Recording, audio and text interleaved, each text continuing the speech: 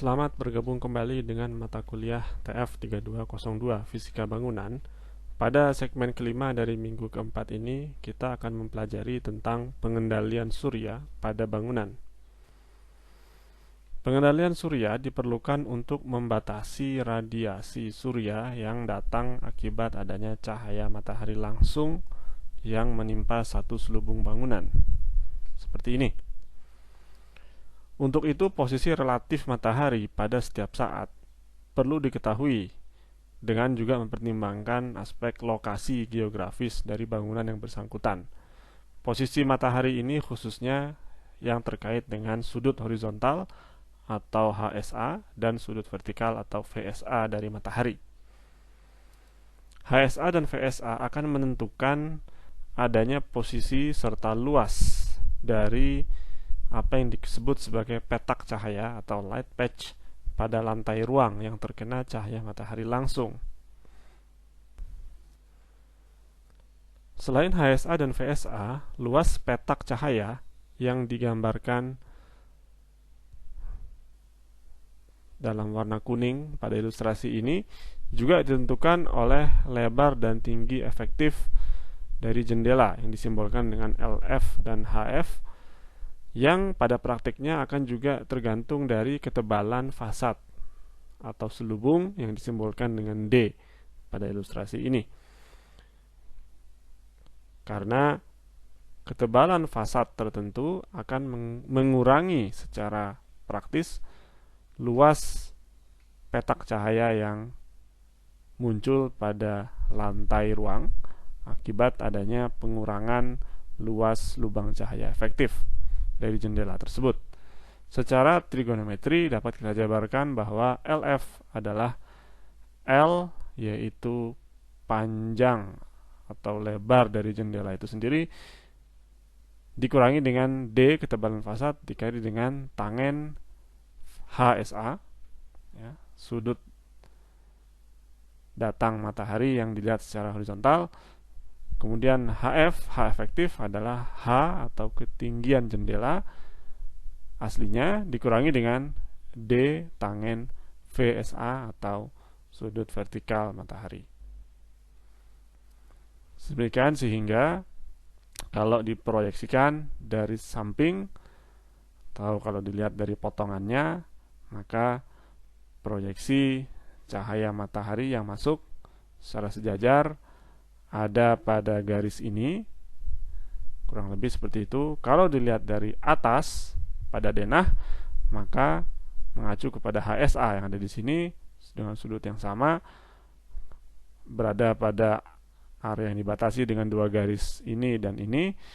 Maka kalau diambil perpotongannya, maka light patch atau petak cahaya efektif tersebut akan berbentuk seperti jajar genjang yang memiliki dua sisi sejajar.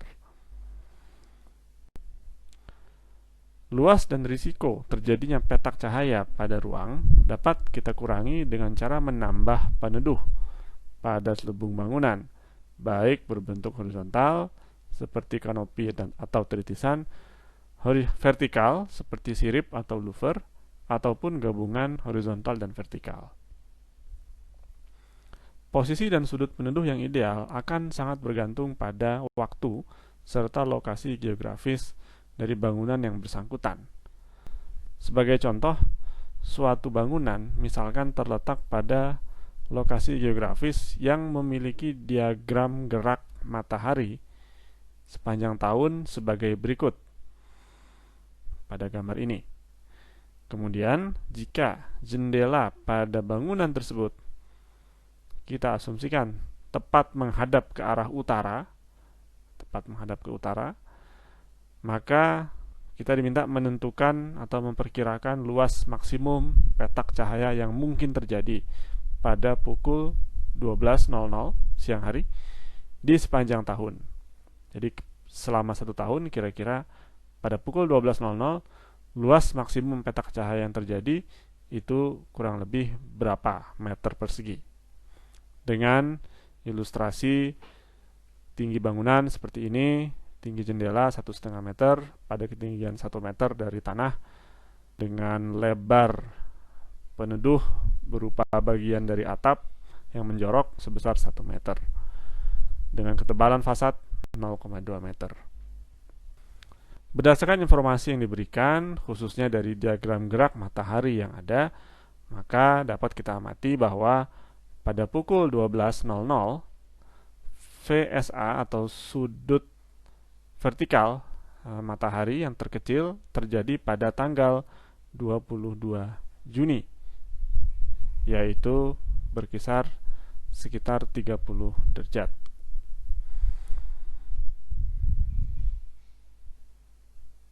Sementara pada tanggal-tanggal yang lain, sudut vertikalnya adalah lebih besar, yang artinya arah datang cahaya matahari itu justru tidak akan masuk ke dalam ruang.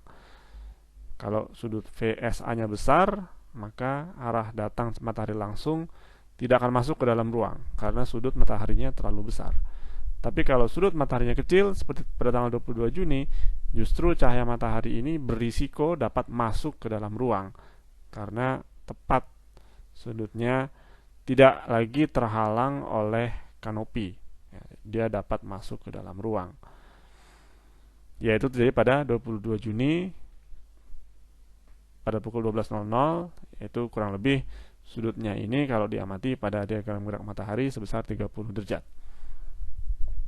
Berdasarkan informasi tersebut dapat kita hitung tinggi jendela efektif yang terjadi secara trigonometri dengan mengacu kepada informasi sudut VSA serta parameter lebar dan tinggi bangunan.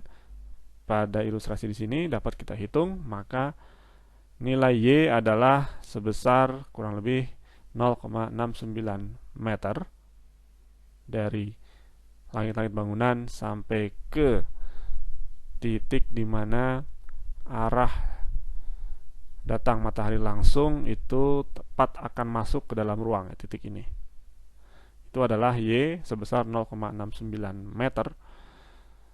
Kemudian H efektif itu adalah 1,5 meter ya, tinggi jendela ditambah setengah meter ya, tinggi dari atas kusen jendela sampai ke langit-langit dikurangi dengan Y yang ada di sini yang sudah kita hitung, sehingga sisanya adalah berarti HF atau tinggi jendela efektif yang kurang lebih nilainya sebesar 1,31 meter.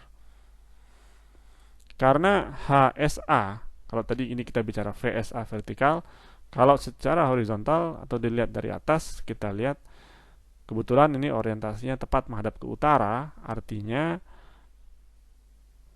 arah datang, kalau dilihat dari atas, arah datang cahaya matahari tegak lurus ya, dengan fasad atau selubung bangunan, sehingga kalau dilihat dari atas areanya berbentuk persegi panjang ya. Kalau dipotong kemudian dengan diambil perpotongannya dengan ilustrasi dari potongan, maka didapatkan luasnya adalah seperti luas persegi panjang dengan lebar efektif sama dengan lebar jendela itu sendiri karena tidak ada sudut ya, tidak ada sudut yang terbentuk, sehingga lebar efektifnya sama saja dengan lebar jendela, yaitu 1,5 meter.